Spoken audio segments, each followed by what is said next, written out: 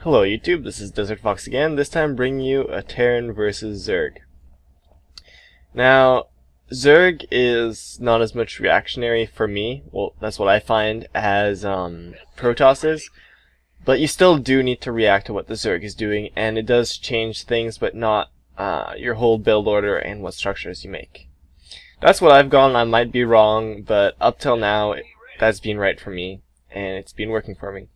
So I usually open, I'm going to speed this up, with the Reactor Factory Hellions.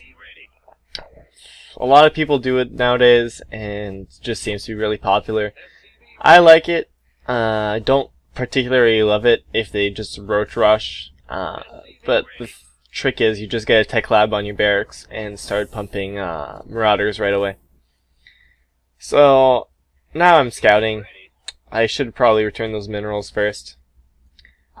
It's not the end of the world. And oops. I'm just scouting him. I see a spawning pool and an extractor. He went for a spawning pool first, then extractor. And unfortunately, he does get to kill this SCV. And he gets away. So yeah, you get 10 supply depot, 12 barracks, 13 gas. I have one guy on gas too many. Might take that off a bit later. And then, as soon as you get enough gas, get your factory, get a third marine, get your reactor on here right after. And the goal here is not to lose any Hellions. The more Hellions you lose, the worse off. So when you go in his base, try and do as much damage as you can, but take as little damage as possible. That's what Day 9 told me. So, I'm getting a bunker up because I don't know what he's doing and I'm scared right now as I only have 2 marines. And that's not particularly safe. So I'm still on 1 gas, getting a second barracks up, and I'm pumping 2 Hellions at a time. I should be getting a tech lab on my barracks soon. So I get a few Zergling kills there. That brings units lost a bit more in my favor, but I still lost more. He gets a nice surround on my Hellions, which is horrible because I wasn't paying attention. So now I should be killing this Overlord because I do not want him to scout what I'm doing. Unfortunately, he sees how many gases I have, and he probably knows what I'll be doing. So I'm pumping out 2 Marauders. I don't know if he has roaches yet. Maybe I could have scouted with 1 Marine or with my Hellions, but I don't know yet. And that's why I'm pumping these 2 Marauders. So I'm getting Combat Shield and Stimpack at the same time because later on your main army is going to be tank Marine focused. So now I'm moving out with these Hellions. Get a bunch of Zergling kills. Roast them up real nice. Where are they? Just try and micro them, take as little damage as possible, deal as much as you can, right there. I've even the resources lost a bit more. And do I manage to kill his queen? Do I manage it? Oh, no I don't. But killing his queen would have been really nice. He gets away with just a few HP. Yeah, I'm gonna let these Hellions do a bit of damage, get as many drone kills, but try not to lose any, because you can always repair them and get your army back. So I don't see any roaches, that's why I'm continuing the Hellion production. But as soon as you see roaches, you want to stop your Hellion production and start making tanks. Additional supply depots required. So I'm getting a 3rd barracks up, I'm supply blocked. Just unsupply blocked myself. And once again, I'll be moving out with these Hellions to try and do a little bit of damage to make this even higher. Upgrade complete. And most of the time, I try to expand behind it. So, if you go here, I did only kill 2 workers, but I killed 32 units, which is a really big amount of workers if you consider it, because those are all Zerglings, so that would be 16 workers killed almost. So get the watchtower, get map control, because that's what Hellions are for, really. So speed this up a bit. going through the back. Because if you're just pure meching or pure infantry, you're not going to have as good map control as you are with these Hellions. These Hellions are amazing. And still, I can keep up the harass, kill the Zerglings, but he has Queens and he's getting Spine Crawlers. So I've secured my expansion. Now I switched over because I finished the research for Tech Lab and Stimpack. And get Siege Tech, get the Siege Tanks, and pump out Reactor Marines. Also, this is a really good thing that I really enjoy. I'm going to pause this for a second. Get the double upgrades. Even if the Zerg gets upgrades, this will serve you the whole game, and get them for your infantry. Because your infantry, the more upgrades they have, the more resistant they'll be to Banelings, Zerglings, and they will kill off Mulisks extremely fast with +2 weapons upgrade. And I'm not that big of a fan of Thors in the Terran vs Zerg, so I just stick with the infantry upgrades and get 2 at a time. And now would be a good time to get turrets too. This is a good time for Lair Tech and Mutalisks, but I haven't scouted it. I'm instead getting a starport.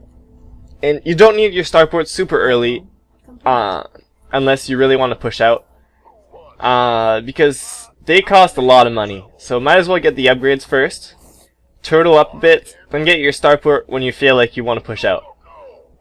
So I should be throwing a reactor on this maybe. Apparently not. So right now my map control is pretty bad. I just have 2 Marines here at the watchtower. I don't know if he's going to push or not. I have a decent sized army, and I feel like I did a lot of damage. If you look in the units lost, it's about even, but I dealt more damage than I took. So now I'm getting a second starport and adding on more barracks, getting the armory for the +2, because +2 is just amazing for Marines. So yeah, now I'm turreting up. Maybe I should put more turrets, but I don't have that much money, and you'll see later as soon as I start my Marine production, money goes down a bunch. So this is the part where he harasses with Mutalisks. Bring in some Marines.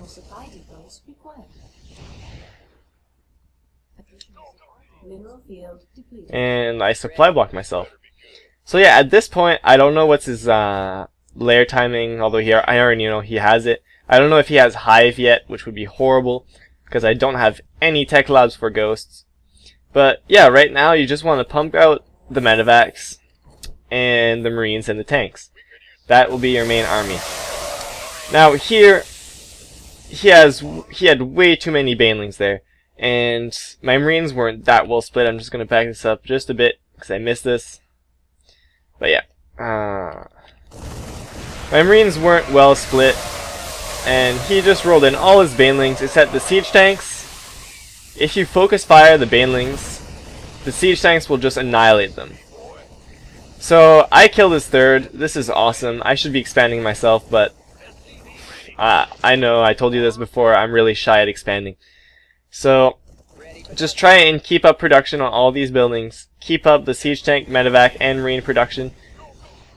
And you should be fine, because remember, to get Banelings, he needs to morph in Zerglings and then morph them into Banelings, which takes a lot of time. So right after you kill all his Banelings, there's a really nice small timing window that if you still have a big army, you can stream in more troops and annihilate as much, and actually let me rephrase that, do as much damage as you can and annihilate his Zerglings and his bases.